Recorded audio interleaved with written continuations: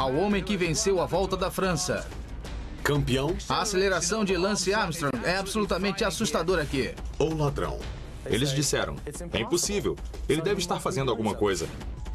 Mito Ele é visto como um herói. ou mentiroso? Pensar que vou voltar para o esporte e arriscar minha vida com drogas de aumento de desempenho é absurdo. Um milagre Isso não vai me parar. ou um farsante? Essa é a história que você não conhece. Ou estava com ele ou estava contra ele. As drogas. A equipe Pro Ciclismo dos Correios dos Estados Unidos, incluindo Lance Armstrong, dirigia um programa de drogas mais sofisticado e bem-sucedido que já vimos. A decepção Lance Armstrong é o maior trapaceiro na história do ciclismo. e o estrago causado. A grande fraude do ciclismo.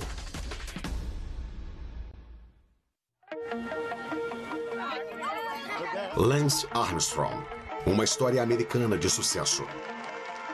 Mas algumas horas com Oprah Winfrey mudou a história para sempre. Você usou substâncias proibidas para melhorar seu desempenho no ciclismo? Sim. Depois de anos negando, Armstrong admitiu que nenhuma de suas 7 vitórias na Volta da França foram conquistadas de maneira honesta. Lance Armstrong usou, possuiu e distribuiu drogas perigosas para que pudessem vencer a Volta da França. 1999, a equipe Pro Ciclismo do Correio Americano foi até a Europa com um objetivo improvável: vencer a maior corrida do ciclismo, a Volta da França. Lance Armstrong era o astro da equipe e o líder. Eu o acompanhava antes de começar no ciclismo. Tyler Hamilton é um dos parceiros de Armstrong no grupo. Uma equipe de ciclistas muito velozes. Estive no meio de tudo por anos. Éramos quase uma grande família, ou uma fraternidade. Eu me sentia honrado em ser colega dele. A Volta da França é a Copa do Mundo do ciclismo. Uma batalha de 3 semanas, onde ciclistas de mais de 20 equipes correm mais de 3.000 quilômetros através de vinhedos, montanhas, até chegarem a Champs-Élysées, em Paris. O ciclismo profissional é quase um cruzamento entre a NASCAR e corrida de cavalo. Sabe, às vezes é quase um esporte de contato. Muitos dramas e sofrimentos já aconteceram na pista. Mas em 1999, Armstrong achava que sua equipe se parecia menos com campeões mundiais e mais com portadores de más notícias. As expectativas eram muito baixas. Ninguém achava que eles iam vencer. Em 1996, Armstrong foi diagnosticado com um câncer agressivo. Eu estava em negação, pensava, não pode ser, eu tinha 25 anos, por que eu teria câncer? Isso envolveu quimioterapia, tratamentos e drogas que poderiam ter acabado com a carreira dele como atleta. Ele teve muita sorte de ter sobrevivido. Quando Armstrong entrou na Volta da França de 1999, sua melhor participação até então era o 36º lugar. A conduta dele na época era bem mais insegura dele mesmo. Ele não sabia como seria depois do câncer. Em 1999, Armstrong não passava de uma ameaça dominável. Mas no começo da competição, Armstrong surpreendeu a plateia ao ultrapassar o vencedor do ano anterior e terminar com 16 segundos de vantagem. Isso é incrível! Quando Lance tem uma meta, não fique entre ele e essa meta. Esse foi o início do retorno de Armstrong, marcado por um treinamento físico extraordinário e algo mais: drogas de aumento de desempenho. O doping de Armstrong começou em meados dos anos 90, quando ele estava na equipe da Motorola. Em 2012, Stephen Swart, um colega aposentado da equipe da Motorola, admitiu doping enquanto corria com Armstrong nos anos 90. Primeiro, me droguei para ficar lá e para não decepcionar a equipe.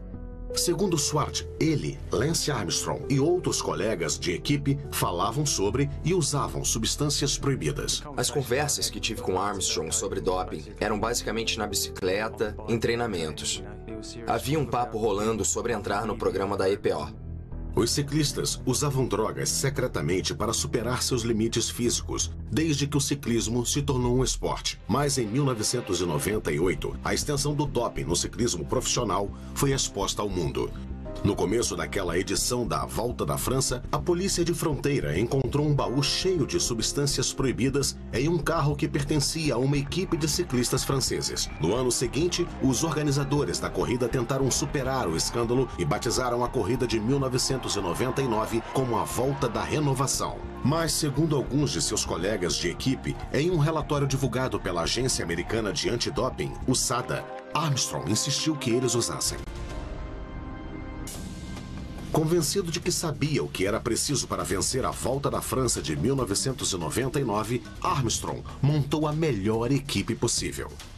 E, segundo o relatório da agência, uma peça-chave naquele sonho era o italiano Michele Ferrari, um médico esportivo que Armstrong consultava há anos. O Dr. Ferrari ficou conhecido no ciclismo como o médico que dopava ciclistas. Ele é conhecido por ter uma abordagem intelectual do ciclismo, uma abordagem baseada em números.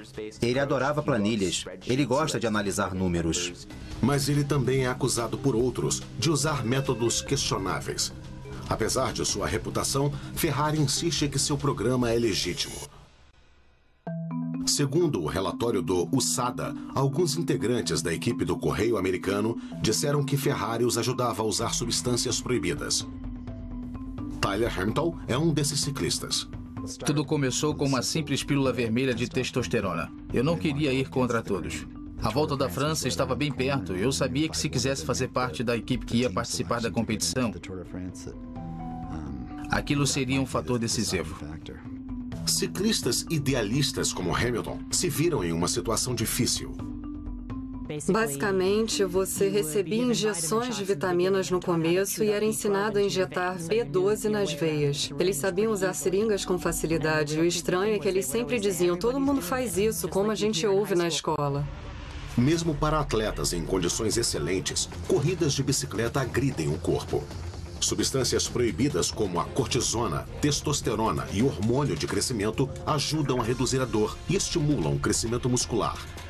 Mas nas corridas longas e extenuantes, há uma droga ainda mais procurada, cujo alvo é o sangue. O nome para a EPO é muito grande, é eritropoetina, e para escondê-la chamavam de Edgar, como Edgar Allan Poe. A EPO sintética é geralmente usada para tratar pacientes que não produzem células vermelhas suficientes. A EPO aumenta o número de células vermelhas, e as células vermelhas são aquelas que carregam oxigênio pelo corpo. Para os ciclistas, as células vermelhas extras criadas pela EPO alimentam os músculos famintos por oxigênio, fornecendo um estímulo artificial e injusto ao desempenho. Quando os ciclistas chegam ao limite cardiovascular, aqueles medicados com EPO são capazes de ir além. Você não termina cansado. Sabe, bem mais tranquilo. Sua recuperação é muito mais rápida. Segundo o relatório da USADA, depois que Armstrong e alguns de seus colegas de equipe aperfeiçoaram o uso de EPO, o problema se tornou assegurar um suprimento estável dela durante a volta de 1999. Segundo Hamilton, Armstrong bolou um plano. Durante a corrida, um francês anônimo esperaria por uma ligação em seu celular pré-pago. Ele é, na verdade, o faz-tudo pessoal de Armstrong e era conhecido pelos integrantes da equipe do Correio Americano como o cara da moto. Oi. Depois que recebia as instruções, ele saía correndo. Com ele, segundo Hamilton, uma térmica repleta de EPO, em direção a uma área que estará cheia de fãs do ciclismo. Era impossível vê-lo. A missão do francês é entregar EPO para Armstrong e integrantes específicos da equipe sempre que necessário. A sofisticação veio não só de algo do cara da moto, mas da ideia de como ele se encaixa nesse plano maior. Olha, precisamos disso, e ele é quem vai nos entregar. É assim que isso vai chegar até nós de maneira indetectável. O cara da moto entrava escondido no trailer da equipe, abria a entrega e escondia as drogas. Quando os ciclistas voltavam ao acampamento, encontravam seringas cheias escondidas nos seus tênis. Segundo Tyler Hamilton, os ciclistas colocavam as seringas usadas em latas de refrigerante usadas, descartavam as provas e se preparavam para a próxima cansativa etapa da Volta da França. No dia 13 de julho, um grupo de elite de ciclistas desponta do pelotão e corre para o topo de uma montanha de 1.800 metros. A Volta da França de 1999 estava em jogo. E os fãs do ciclismo se perguntavam se Armstrong, o azarão e sobrevivente do câncer, tinha o que era necessário. Ele era mediano, não era bom em subidas. Os resultados dele nas voltas anteriores eram piores que os dos melhores competidores. Mas Armstrong apagou qualquer dúvida. A aceleração de Lance Armstrong é absolutamente assustadora aqui. Armstrong ultrapassou 2 dos melhores ciclistas em subidas como se eles estivessem parados. Ele segue para uma provável vitória em Sestriere. Ele venceu a etapa com 31 segundos de vantagem, o aproximando ainda mais do pódio em Paris. Para Armstrong, o céu é o limite. Eu me sinto ótimo. E o mais importante, minha equipe está ótima. Achamos que temos boas chances de vitória. A moral estava alta, mas entre os aplausos havia sussurros de jogo sujo. A equipe Armstrong sempre foi rápida em abafar as conversas. Quando alguém volta, é bem sucedido, lidera a Volta da França e possivelmente vence a Volta da França, sabe o que eles dizem? Eles dizem, é impossível, ele deve ter feito alguma coisa. Só temos uma coisa a esconder, o nosso trabalho pesado. Mas nos bastidores da volta, Armstrong teve um grande problema. Um de seus exames de sangue voltou positivo para a cortisona, uma droga que, sem prescrição médica, é proibida no ciclismo. Segundo um testemunho da massoterapeuta da equipe, Emma O'Reilly, Armstrong e oficiais da equipe bolaram uma solução simples: forjar uma prescrição de cortisona. Tecnicamente, a receita foi feita antes da volta começar. Assim, ele já estaria tomando cortisona. Emma O'Reilly estava por dentro de tudo. Ela viu muitas coisas que aconteciam na equipe. As autoridades da corrida ficaram satisfeitas com a explicação da equipe de Armstrong. Pensar que vou voltar para o esporte e arriscar minha vida com drogas de aumento de desempenho é absurdo. As acusações de doping são ofuscadas pela história da volta extraordinária de Armstrong. Não há dúvida de que o câncer, a recuperação dele havia cegado todos do que ele realmente estava fazendo. No dia 25 de julho, o mundo aplaudiu em sua primeira vitória da Volta da França. Ao homem que venceu a Volta da França, Lance Armstrong, o segundo ciclista americano. Na Champs-Élysées, em Paris, o novo rei do ciclismo foi coroado. Foi uma loucura. É óbvio que eu estou cansado. A Volta da França em si, e o meu corpo quer descansar. Mas não há descanso para o atleta exausto. E a necessidade de velocidade chegou a outro patamar. Estados Unidos! Estados Unidos! Contra as probabilidades e a expectativa de quase todos, Lance Armstrong venceu a Volta da França de 1999. Essa é a Volta da França, a Volta do Lance. Apesar de não tê-lo assustado, o teste positivo para a cortisona parece provar uma coisa. No mundo de alto risco e alta velocidade do ciclismo, a questão não é ser o melhor ciclista, mas o melhor no doping. Foram anos obscuros, sabe? O doping era intenso na época. A maior parte dos ciclistas usavam. Quando a questão era o preparo, o que está fazendo e que médico trabalha com você, essa é a diferença entre ser o primeiro e o segundo colocado. Os maiores competidores, se estivessem usando uma droga ou se perguntasse a alguém sobre uma droga, ele ficava sabendo e perguntava aos médicos imediatamente. Ele sabia como descobrir o que as outras pessoas faziam para ficar por cima. E parte do jogo era estar à frente dos examinadores, o que ficaria muito mais difícil. No início de 2000, o mundo do ciclismo ouviu rumores de que um novo exame estava sendo desenvolvido para testar o EPO. Segundo a USADA e alguns colegas de Armstrong, o Dr. Michele Ferrari Armstrong tinham informações internas sobre o exame e pensaram em um meio de burlá-lo. Muita gente sabia como o exame funcionava, mas tiveram a inteligência de dizer, certo, mas como usaremos essa informação para garantir que não dê positivo?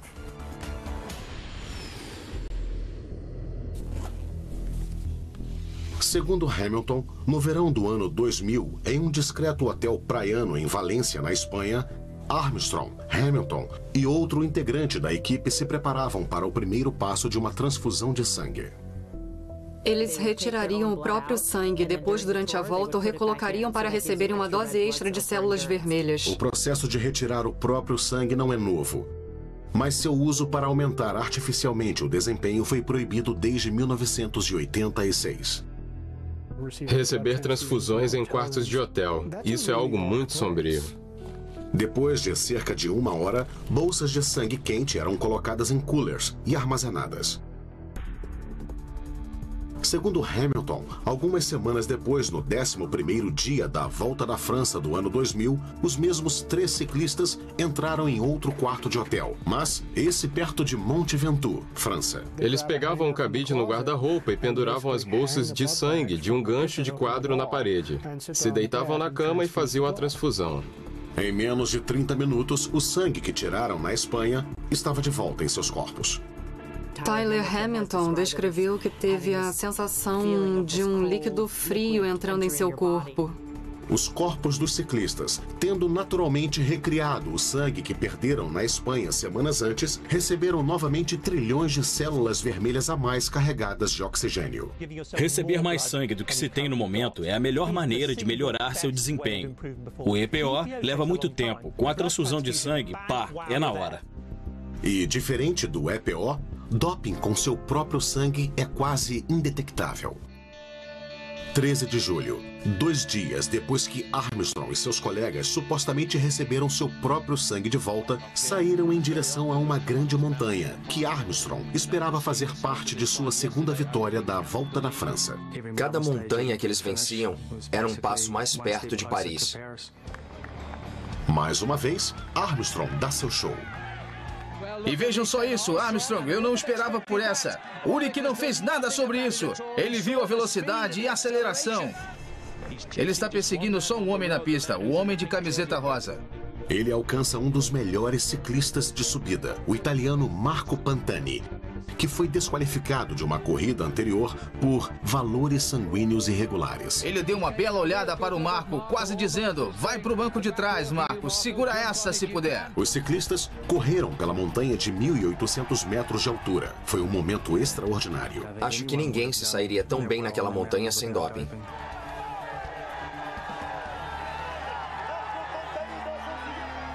10 dias depois, Armstrong alcançou sua segunda vitória da Volta da França. Só que, mais uma vez, ele enfrentou acusações de doping. Ele confrontou seus críticos de cabeça erguida e até usou sua fama para desafiá-los publicamente em 2001, num comercial da Nike.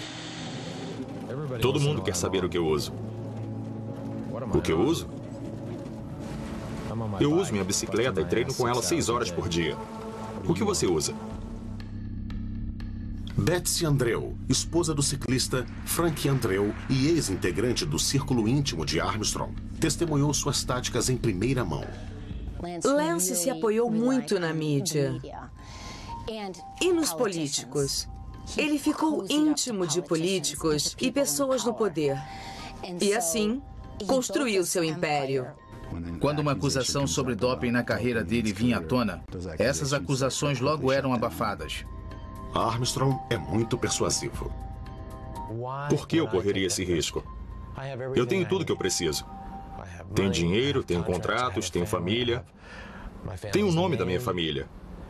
Você acha que eu quero meu filho indo para a escola em 2012 e alguém dizer: "Ei, Luke Armstrong, pegaram seu papai"? Mas por trás das negações confiantes de Armstrong, os colegas dizem que eles jogavam um perigoso jogo de gato e rato com os examinadores. Agora, para as câmeras, para os Estados Unidos, para o mundo ver, você já usou drogas para aumento de desempenho? É claro que não, nunca, nenhuma vez. O ciclismo foi criminalizado e separado. Lance Armstrong responde agressivamente todas as acusações de doping. Mas por trás de suas negações públicas, colegas de equipe e outros estavam comprometidos com um sistema elaborado e arriscado para evitar os examinadores. Um ciclista disse que ajudou Armstrong a escapar de um teste positivo para drogas em uma corrida em 2000 na Espanha. George Hincapie, o braço direito de Lance, mandou uma mensagem alertando Lance de que havia examinadores no hotel. Segundo Hincapie, Armstrong tinha testosterona em seu sistema e desistiu da corrida para evitar ser testado. A equipe fugia do programa para garantir que nunca acusassem positivo, sendo avisados com antecedência sobre o teste e desistiam de corridas quando sabiam que estavam numa fria. Tyler conta a história de que uma vez um examinador foi até ele, e ele sabia que se desse uma amostra, daria positivo. Então ele e a esposa literalmente sumiram, se esconderam, fingiram que ninguém estava em casa e o examinador foi embora. É simples assim fugir de um teste. É só fingir que não está em casa. Segundo a agência antidoping americana, a equipe usava meios mais científicos para evitar testes positivos. Ciclistas da equipe dos Correios disseram que o Dr. Ferrari desenvolveu meios novos e quase indetectáveis de aplicar EPO nos integrantes. O médico dele achou melhor aplicar intravenosamente do que aplicar apenas sobre a pele. Aplicar pequenas quantidades de EPO diretamente na veia reduz o número de horas que a substância fica no organismo, que é essencial quando examinadores fazem visitas regulares. Se aplicasse à noite e atendesse a porta de manhã, estaria limpo. Passei em centenas de testes quando eu não deveria. Quando eu competia, tínhamos médicos que estavam um passo à frente dos examinadores. No começo da temporada de 2004, Armstrong e a equipe pareciam incontroláveis. Lembra de John Gotti, o escorregadio? Toda vez que ele escapava de uma condenação, a influência e o poder dele cresciam dentro da máfia, porque todos acreditavam que ele nunca seria condenado. Lance tinha essa mesma aura de que ninguém jamais seria capaz de pegá-lo. A uma vitória de um recorde com 6 vitórias na Volta da França, Armstrong vivia a vida de um ícone internacional, completa com uma namorada famosa, Sheryl Crow. Ele me inspira. É muito fácil para mim vir apoiá-lo. Ele e a marca se tornaram cada vez maiores. Através da sua instituição de conscientização do câncer, Live Strong, ele se tornou um dos filantropos do país com maior visibilidade. Meu amigo, um grande campeão, um excelente americano, Lance Armstrong. Mas todo o dinheiro e fama se apoiavam sobre uma grande mentira. Segundo o relatório da USADA, cada uma de suas vitórias na Volta da França foram alimentadas por testosterona, EPO ou transfusões de sangue. Era um segredo que ele estava determinado a proteger. Lance Armstrong é 2 pessoas. Ele era a pessoa adorada, que era muito carismática, e havia o lado sombrio, que arruinou muitas vidas, que intimidou pessoas e arruinou carreiras. Acusações, vazamentos e ameaças foram respondidos com um contra-ataque rápido da máquina Lance Armstrong. Já estamos cansados dessas alegações e vamos fazer tudo o que pudermos para negá-las. São grandes mentiras. Já entrei com processo na Inglaterra, entrei com processo na França, contra todos os envolvidos. E a paciência acabou. Não havia muita coisa entre você e o Lance. Ou você estava com ele ou estava contra ele. Na Volta da França de 2004, o ciclista italiano Filippo Simeoni descobriu como é estar contra Armstrong. Ele entrou para a lista negra de Armstrong em 2002, quando testemunhou contra o amigo e médico de Armstrong, Michele Ferrari, em um julgamento que condenou Ferrari por fraude desportiva. Lance, por sua vez, foi atrás dele para acabar com ele. Mais tarde, a condenação foi anulada. Mas, segundo a USADA, até onde diz respeito a Armstrong, Simeoni fez o impensável. Quebrou a lei não oficial dos ciclistas, a omerta. Ninguém falava. Ninguém falava nada. Todo mundo aceitava os segredos. Você tinha que levar os segredos para o túmulo. Na Volta da França de 2004, a guerra de palavras entre Armstrong e Simeoni aumentou.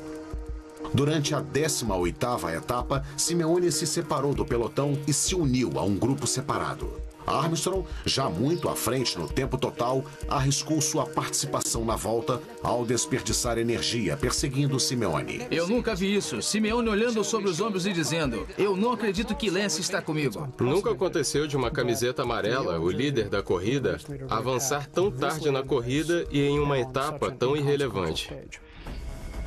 Armstrong pressiona Simeoni a sair do grupo separado.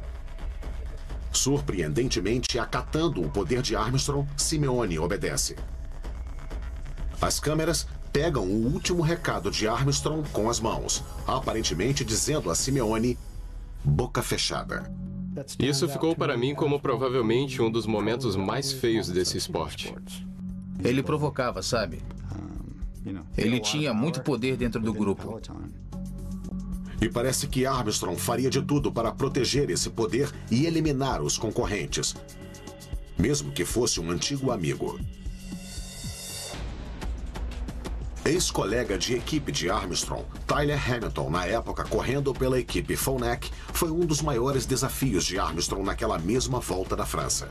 Tyler é o favorito. Sabe, ele tem experiência. Ele tem consciência de que foi bem no ano passado. Eu queria ficar do lado certo da equipe de Armstrong, porque sabia que quando fosse para o lado errado, ele tornaria minha vida difícil. Hamilton diz que depois de uma corrida pré-volta, ele foi chamado pela União Internacional de Ciclismo, a UCI, sobre um exame de droga suspeito. Ele foi notificado pela UCI que ele tinha alguns resultados incomuns. Ele ficou chocado ao ouvir de outro ciclista, o confidente de Armstrong, Floyd Landis, que foi o próprio Armstrong que entregou Hamilton à UCI. Lance tem esse senso de honra meio torto. Ele não hesitava em entregar ex-colegas de equipe e rivais quando se adequasse aos seus propósitos. Foi um susto, mas pediram para Hamilton não se preocupar e continuar correndo. Não é apenas a competição. Os próprios colegas de equipe de Armstrong que não entraram no programa também se sentiam em risco, incluindo seu velho amigo Frank Andrew. Antes da volta de 99, Lance reclamou com Frank por ter mau comportamento, não pensar em prol da equipe, por ser arrogante, o que era código para não estar fazendo o que é preciso. Lance tocou nisso de novo em 2000. Está na hora de levar a sério, foram as palavras que ele usou. Vai ver o Ferrari. Enquanto ele usava as drogas e intimidava pessoas, ele ainda era visto como um herói. Milhões de pessoas usaram seu bracelete amarelo porque ele era uma inspiração. Elas não conseguiam ver o outro lado. Mas a imagem pública de Armstrong estava em rota de colisão com sua vida secreta. Você nunca usou qualquer droga de aumento de desempenho em relação à sua carreira no ciclismo? Correto. E isso inclui qualquer substância que já foi proibida. Isso está correto? Correto. Em 2004, uma companhia de seguros, a SCA, se recusou a pagar Armstrong milhões em dinheiro bônus em meio a relatórios de doping. Armstrong processou a empresa. Tinha uma marca de seringa. E logo seus ex-colegas de equipe. É injetável. Amigos. Claro que preferia não estar depondo. E o próprio Armstrong testemunharam sob juramento perante advogados. Isso com certeza não aconteceu. Não aconteceu. Como isso pode ter acontecido se eu nunca tomei drogas de aumento de desempenho? Como isso poderia acontecer? Essa é a questão. Não é simplesmente que não se lembre. Quantas vezes vou ter que dizer? Só quero garantir que seu testemunho fique claro. O caso ameaça expor o programa de doping de Armstrong. E ele fez de tudo para impedir que seus segredos fossem revelados. Quando Betsy Andrew chegou para o seu depoimento conduzido pelo advogado da SCA, Jeffrey Chilton, ficou chocada de ver Armstrong na sala. Betsy imediatamente se alterou e saiu da sala. Nós a seguimos, eu segui, e ela enlouqueceu. Ela disse, ai meu Deus, ele tá aqui, por que ele tá aqui? Armstrong sentou de frente para Andrew durante todo o seu depoimento. O que o seu e-mail para o Sr. Armstrong dizia? Andrew se recusou a ser intimidada pela presença dele. Eu disse, você é muito desrespeitoso com as pessoas. Você trata as pessoas como lixo. Frank é um amigo seu. Ele não é um empregado. Nós não temos que tolerar isso. Andrew soltou uma bomba em seu depoimento quando ela contou a conversa que disse ter ouvido Armstrong ter em 1996 com o doutor que tratou do câncer dele. Então veio a pergunta, alguma vez você usou drogas para aumento de desempenho? E Lance disse, sim. O médico disse quais? E ele disse EPO, hormônio de crescimento, cortisona, esteroides e testosterona. Ele estava na ponta da mesa, olhando para ela. Sabe, se ele tivesse controle da mente, ele teria parado o coração dela. Apesar do testemunho condenatório, Armstrong mais tarde recebeu 7,5 milhões de dólares. Eu só quis dizer a verdade. Ele é a grande fraude da história do esporte. Não deveria ser revelado? A verdade não deve ser dita? A verdade não deveria valer? Mais uma vez, os inimigos de Armstrong ficaram a ver navios. E o mundo assistiu perplexo enquanto Armstrong se esforçava ainda mais para chegar à volta da França de 2005. Lance Armstrong pedalou seu caminho até a 7ª vitória consecutiva na Volta da França. As acusações de doping ainda continuam a assombrar o mito do esporte e em seu último momento de triunfo, Armstrong respondeu seus inimigos. A última coisa que vou dizer às pessoas que não acreditam no ciclismo, os cínicos e os céticos, eu sinto muito por você. Que pena que não sonho grande e sinto muito por não acreditarem em milagres. Todos sabiam que ele se drogava. Ele sabia que as pessoas estavam em cima dele e não podiam provar. E ele jogava de volta na cara dela. Então, no auge de sua carreira, ele se aposentou. Já é a minha hora de parar, ir para casa, ser pai em tempo integral. No ano seguinte, seu amigo e ex-pupilo Floyd Landis herdou a função de Lance. Se alguém tinha que assumir a posição dele e se tornar o próximo grande ciclista americano, seria Floyd Landis. Desde que se uniu à equipe dos Correios, Landis treinava muito perto de Armstrong e o ajudou a vencer 3 títulos da Volta da França. Segundo Landis, ele também passava boa parte do tempo com Armstrong no mundo obscuro do doping. Primeiro, ele foi doutrinado no programa de doping durante a corrida de aquecimento antes da Volta da França. Quando ele se uniu a Lance Armstrong, se tornou outra pessoa. Ele ficou por dentro do esquema das drogas. E em 2006, Landis continuou a tradição de vencedores americanos e conseguiu a camiseta amarela. O americano Floyd Landis comemora sua grande vitória de hoje. Eu ficarei feliz com isso por um bom tempo. Agora era a vez de Floyd no topo. E assim como Armstrong pensava, ele tem certeza que nunca vai ser pego no doping. Mas ele estava errado. Depois de sua vitória de tirar o fôlego na Volta da França, o exame do americano Floyd Landis deu positivo para níveis incomuns de testosterona. Landis lutou contra as alegações desesperadamente. Eu queria deixar absolutamente claro que não estou em nenhum processo de doping. Mas quando o assunto é negações convincentes, Floyd Landis não é um Lance Armstrong. Os níveis que tive durante a volta e em toda a minha carreira são absolutamente normais e produzidos pelo meu próprio organismo. A comunidade ciclista não se convenceu e a UCI o destituiu de seu título. Ele foi banido do ciclismo por 2 anos. No mundo do ciclismo, quando recebe um positivo, eles o jogam fora feito lixo. Você é um nada. O ciclista alienado foi assombrado por seu teste de drogas fracassado. Se o mundo descobre que seu teste deu positivo, é um desastre. Landis lutou por seu caso por muitos anos, cumpriu a suspensão, voltou para o esporte e não conseguiu empregos nos níveis mais altos.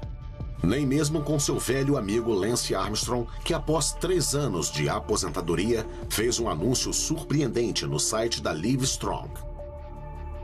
Depois de longas conversas com meus filhos, o resto da minha família e um grupo de amigos íntimos, decidi voltar ao ciclismo profissional em 2009. Armstrong disse que Landis ameaçou ir a público com as acusações de doping, a menos que conseguisse um emprego na nova equipe de Armstrong, algo que Landis negou.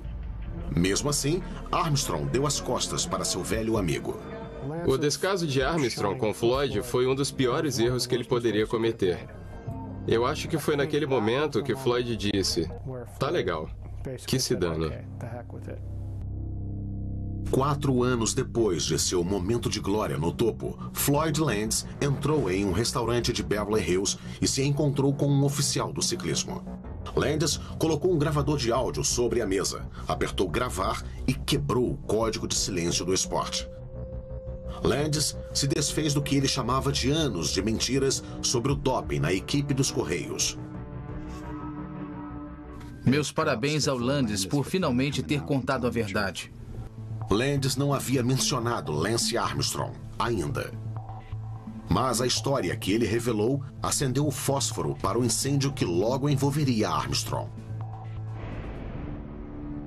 Floyd disse: "Bom, se quiser mesmo saber o que acontece, eu te conto." As alegações de Landis chegaram até a FDA, Agência Federal de Medicamentos e Alimentos dos Estados Unidos, que encontraram com o ciclista. Landis contou sobre o doping no ciclismo e, dessa vez, falou especificamente sobre Lance Armstrong. Floyd sabia onde todos os segredos estavam. A FDA começou uma investigação sobre as alegações de Landis. O objetivo era descobrir se a equipe dos Correios, sob liderança de Armstrong, era culpada de fraude ao se envolver com doping e tráfico de substâncias proibidas. Tudo enquanto tinha um contrato com um patrocinador federal, o Serviço de Correio dos Estados Unidos. Um grande júri foi convocado em Los Angeles e Lance estava na mira. Armstrong deu o troco. Não temos nada a esconder. Não temos do que correr.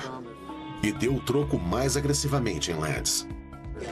Esse é um homem que escreveu um livro para lucrar e que tem uma versão totalmente diferente. Fevereiro de 2012. 2 anos depois de ter começado, a investigação federal sobre Armstrong é abandonada sem explicação. Em uma declaração, Armstrong chamou isso de a decisão certa. Quando a investigação federal foi fechada, acho que Armstrong sentiu que havia escapado de mais uma. Mas assim que os federais saíram, outra investigação começou sob o comando de Travis Tigar, chefe da Agência Americana de Antidoping, ou USADA. Nenhum atleta deve ser forçado a acreditar que, para alcançar seus sonhos, precise recorrer a trapaças perigosas. Embora o USADA não tenha autoridade em assuntos legais ou criminais, Tigar podia banir atletas de esportes por doping por anos ou para sempre. Ele abordou ex-colegas de Armstrong, incluindo Tyler Hamilton, e eles começaram a falar. As pessoas presas a esse código de silêncio se apresentaram e a coisa toda explodiu. 11 colegas de equipe de Armstrong depuseram contra ele, incluindo 6 ciclistas ativos, aos quais foram dadas suspensões de 6 meses por seu próprio doping. A poderosa máquina de Armstrong estava em modo de defesa. Depois dele ter passado por cada teste feito e não ter dado positivo em nenhum, não conseguiam provar que ele era culpado, então queriam que ele provasse sua inocência. Eu só tenho a dizer que Lance é insolente e ele sempre será. Mas a maré estava mudando. A oportunidade de se retratar era muito atraente para alguns que já fizeram parte do círculo íntimo de Armstrong. Foi tirado um enorme peso das minhas costas. E foi tão bom que imediatamente eu soube que a minha vida havia mudado. Eu sabia que direção eu deveria tomar. E eu queria gritar aquilo para os 4 ventos na época. Em outubro de 2012, a USADA publicou um relatório completo que revelava o que chamaram de o mundo secreto de Armstrong. Foi o que mudou o jogo. Era o que faltava para fazer você deixar de acreditar em um lado e não no outro. 1000 páginas explicavam incidente por incidente de doping na equipe de ciclismo dos Correios. Nomes, datas e locais. Tudo com muitos detalhes. Foi uma avaliação contundente do homem que a USADA pintou como o chefe do bando, Lance Armstrong.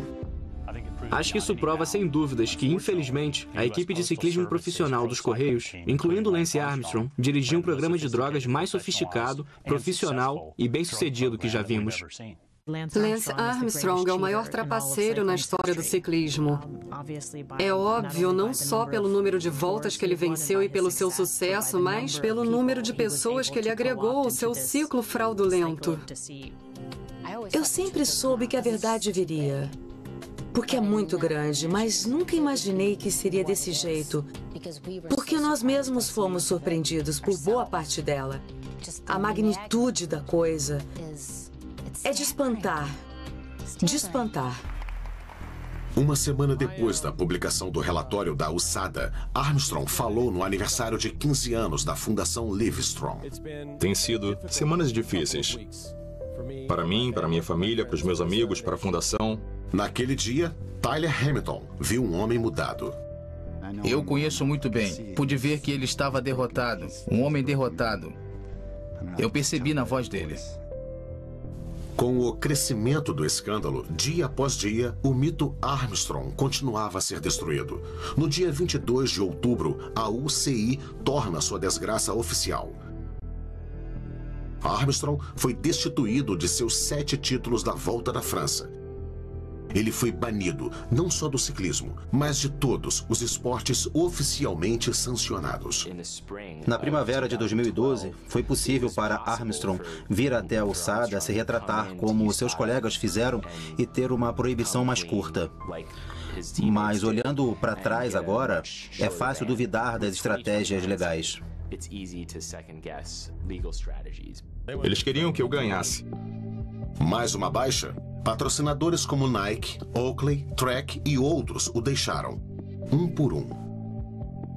Ele recebia elogios de garotos de 15 anos. Você é especial, você é diferente, você pode fazer tudo. E agora ele ouvia pela primeira vez na vida, você é um canalha. Ele não só mentiu por muitos anos, como também destruiu quem ousou contar a verdade. Após ser encostado na parede, Armstrong teve que agir. A história, a glória e o mito de Lance Armstrong sucumbiram sob as sérias alegações no relatório da USADA. Em outubro de 2012, o então intocável Armstrong desmoronava. Lance era um cara muito poderoso naquela época. Nunca pensei que seria tão pesado para ele como foi. Mesmo assim, logo depois de perder suas vitórias da Volta da França, Armstrong postou uma foto dele no Twitter descansando sob suas 7 camisetas amarelas com a legenda "De volta a Austin e relaxando".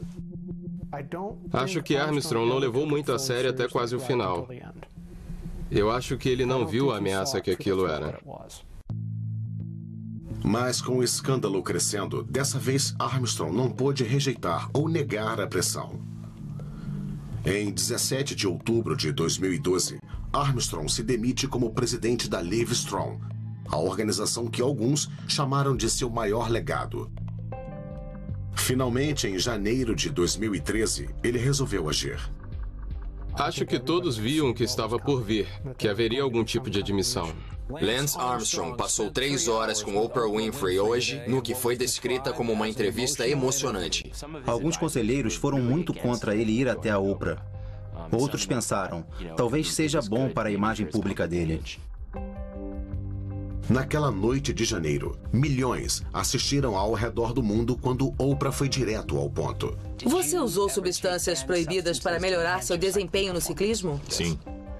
Mas no final, alguns criticaram Armstrong por não se retratar por completo. Acho que a entrevista Oprah criou problemas porque ele não queria falar sobre algumas coisas. Ele negou o doping em 2009 e 2010, mesmo havendo provas muito fortes. Na verdade, a USADA analisou amostras de sangue de Armstrong das últimas voltas e os resultados indicaram quase com certeza que Armstrong fez transfusão de sangue. Havia uma chance em 1 milhão de ele não ter se dopado. Então, por que Armstrong insistiu em dizer que não usou doping nos últimos anos? Os céticos perguntam se ele só admitiu o uso nas primeiras voltas porque já teria passado do tempo limite de uso contra ele em acusações oficiais. Eles perguntam se Armstrong foi cuidadoso porque ficaria vulnerável pelo que ocorreu durante as últimas voltas. Acho que os problemas dele só começaram. Estamos atrás de 12 milhões de dólares que pagamos a ele como prêmio por vencer as corridas que ele agora admite ter burlado e das quais ele perdeu os títulos. A ameaça mais severa pode vir do Departamento de Justiça dos Estados Unidos. Em fevereiro de 2013, eles anunciaram que se uniram a Floyd Landis em uma ação civil contra Armstrong por defraudar o governo americano. Ele vai enfrentar um quitan ou uma ação judicial do delator Floyd Landis. O governo federal declara que Armstrong violou o contrato com o Correio Americano ao se dopar. A ação procura recuperar milhões de dólares pagos à equipe. Os advogados de Armstrong contestam a ação, argumentando que o Correio Americano se beneficiou do patrocínio de Armstrong em cerca de 100 milhões de dólares. O que acontecerá com ele agora? É muito difícil dizer, mas não parece bom. Haverá efeitos colaterais dessa história por muito tempo. Eu me preocupo com ele, sabe? Espero que... Eu acho que a verdade fará muito bem a ele. Eu acho mesmo, as pessoas vão perdoá-lo. E ele ainda é um campeão aos olhos de muita gente. Eu gosto de vencer, mas temo perder. E deve ser isso que me faz acordar de manhã mais do que tudo. Para o homem que disse que ter medo é uma lição sem preço, o resultado de sua queda ainda se desenrola.